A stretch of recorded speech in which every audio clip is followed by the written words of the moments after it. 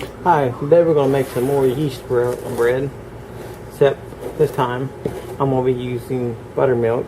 I decided to go with buttermilk since I didn't have regular milk, and I want to see what it would turn out with buttermilk. So anyways, 1 cup of buttermilk. Okay. And this will go into a small saucepan to get warm. Yeah, that better be about right.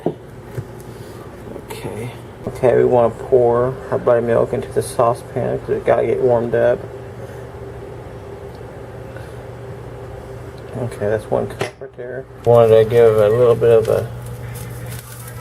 a third of stick of butter. Kind of let that melt together.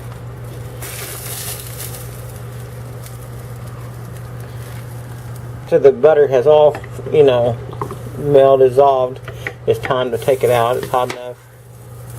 Okay, this handle is very hot, so once you got it in your measuring cup or glass you're going to use, you want to use your thermometer. I got a digital one here. Kind of like the digital one's best. Okay, it's this side. There it is. Yeah, it's a little too hot right now. But when it gets to around 120 to 125 or something like that, then it's time to put your yeast in. I usually like to get to around that temperature. 20 mostly, but yeah. Anyways. Okay, while I'm waiting on the other to get done, I'm going to start on the flour. I'm going to put 4 cups of flour. That's what it needs, is 4 cups. There's 1 right there. Okay, next you want to use 1 1/3 cup of splendid or regular sugar. If you're diabetic, it could be splendid, or whatever your preference is. So there's that. Next we're going to use 3 yolks, eggs. Okay, here's 1.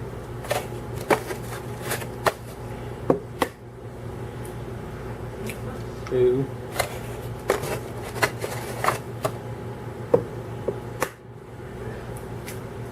3. Okay, and then you want 1/3 cup of butter. So get a stick out and cut it down to 1/3. Or, yeah, you want to get the temperatures dropping just a little bit more. Now it's down to 128, and I could probably use it now, but I want to wait till it gets more closer to 120, 120, maybe 125 or 121 or something like that. Then I'll start adding the yeast into here, and I'll let it rise for half an hour into this cup. Okay, about right there, it's a good time to start adding your yeast. 122. And when you do, you don't have to, it's optional, but I usually add all 3 of these because you get the most yeast flavor out of your yeast rolls. Okay. Just added my yeast. And now you can watch it rise, but we're going to come back in about half an hour and see how much is rose up out of this cup right here. Okay, that's when you add it into your deal. So we'll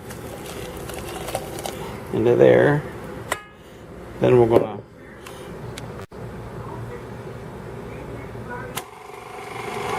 and then we blend it up until it goes into a great and a good dough. Kind of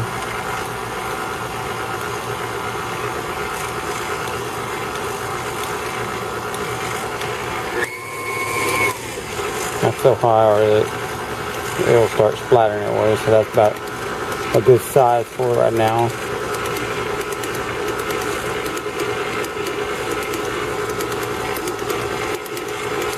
After your dough has been roasting out of a bowl for, to This second time rising. So now I'm gonna form it into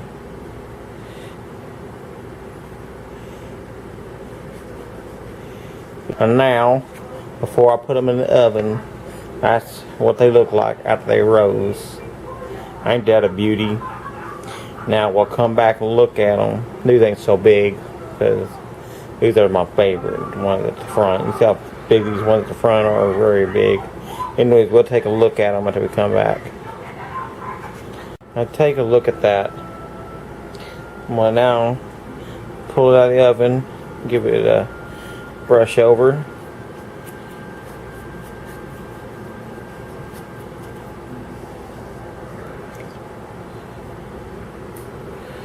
Look at that. That is a beauty. Oh, it smells good.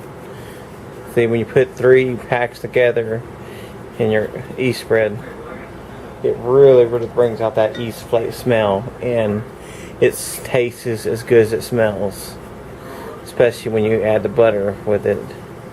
And I've had plenty of butter because it's been in with butter, and plus on top of that buttermilk. That is beautiful. Oh my god, it's hot.